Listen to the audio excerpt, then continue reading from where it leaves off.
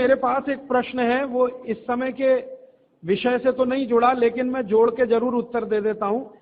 आजकल हमारे घरों में पेप्सी कोक से भी ज्यादा नूडल्स खाया जा रहा है। पेप्सी कोक कम हुआ है पिछले 2-3 साल में, अच्छा हुआ, नूडल्स खाया जा रहा है। तो नूडल्स के बारे में आपको एक जानकारी दे दूं कि सबसे खराब वस्तु अगर खाने की कोई हो सकती है, कचरे में कचरा, तो वो यही है नूडल्स। एक तो मैदे की है, ऊपर से सड़ा हुआ है। 6-7 दिन मैदे को सड़ा के रखा जाए तब नूडल्स तैयार होता है। और इस नूडल्स में टेस्ट लाने के लिए सूअर के मांस का रस मिलाया जाता है। बिना उसके नूडल्स बन ही नहीं सकता। जो मैगी है ना, मैगी या कोई भी नूडल्स, सूअर के मांस का रस, सड़ा हुआ मैदा, 6-6 दिन पुराना, उससे तैयार हुआ है। अब आप तय कर लो खाना है या नहीं खाना है। एक प्रश्न है होती है, तो ये भी इनके क्वालिटी का बहुत बड़ा भ्रम है। लोगों को बहुत बड़ा भ्रम ये हो गया है कि विदेशी कंपनियों के माल में क्वालिटी ज्यादा है, इसलिए लोग उसे खरीदते हैं। मैं आपको कई विदेशी कंपनियों के माल की केमिकल एनालिसिस रिपोर्ट प्रस्तुत कर सकता हूं, जो हमने लेबोरेटरी चेक कराया, कोई क्वालिटी नहीं है उनके माल।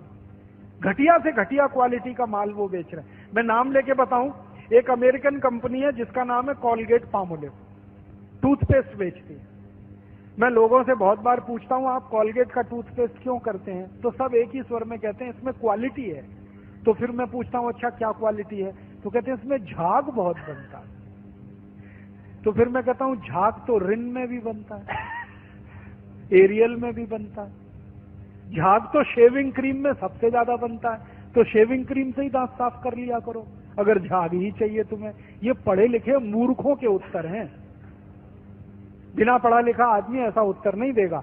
जो एजुकेटेड इडियट है वो इस तरह का। और ये उत्तर मुझे पता है कहां मिला? दिल्ली यूनिवर्सिटी में मैं एक लेक्चर कर रहा था डिपार्टमेंट ऑफ मैथमेटिक्स में। वहां के एक प्रोफेसर ने उत्तर दिया कि जी कॉलगेट में बहुत अच्छी क्वालिटी है, झाग बहुत बनता है। तो मैंने कहा प्रोफेसर साहब, आप डेंटल क्रीम से दांत क्यों नहीं साफ कर लेते? शेविंग क्रीम से दांत क्यों नहीं साफ कर लेते? एरियल से दांत क्यों नहीं साफ कर लेते? सबसे ज्यादा झाग तो उसी में बनता है।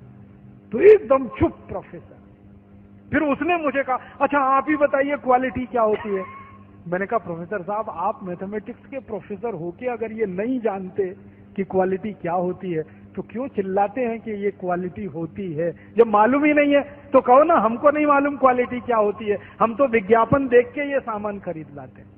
मैंने उनको समझाया कि कॉलगेट टूथपेस्ट बनता किस चीज से है, उसकी क्वालिटी क्या है, ये समझने की बात है।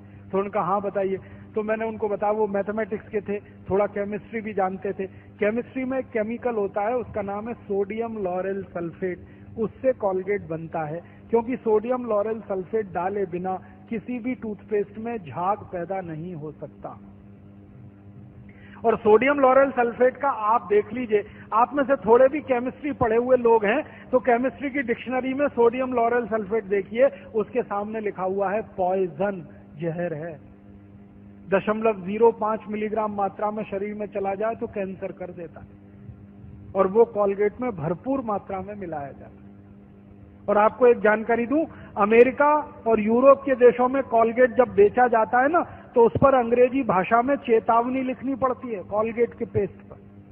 जैसे भारत में सिगरेट के पैकेट पर लिखा रहता है ना, सिगरेट पीना स्वास्थ्य के लिए हानिकारक है, वैसे अमेरिका और यूरोप में कॉलगेट के डिब्बे पर लिखा रहता है कॉलगेट करना स्वास्थ्य के लिए हानिकारक। लिखते अंग्रेजी में है, मैं बताता हूं वो क्या लिखते हैं। वो 3 वाक्य लिखते हैं। पहला लिखते हैं Colgate is injurious to health, स्वास्थ्य के लिए खतरनाक है। दूसरा वाक्य लिखते हैं please keep out this Colgate from the reach of the children below 6 years. माने 6 साल से कम उम्र के बच्चे को ये पेस्ट नहीं देना। क्यों? बच्चे चाट लेते हैं उसको और उसमें कैंसर करने वाला केमिकल है, इसलिए कहते हैं बच्चों को नहीं देना ये टूथपेस्ट। फिर आगे के सेंटेंस में लिखते हैं in case of accidental injection please contact immediately poison control centre. माने गलती से किसी बच्चे ने कॉलगेट कर लिया तो तुरंत हॉस्पिटल लेके जाना उसको, इतना खतरनाक है। और तीसरा सेंटेंस लिखते हैं if you are a adult then take the paste on your brush only in pea size.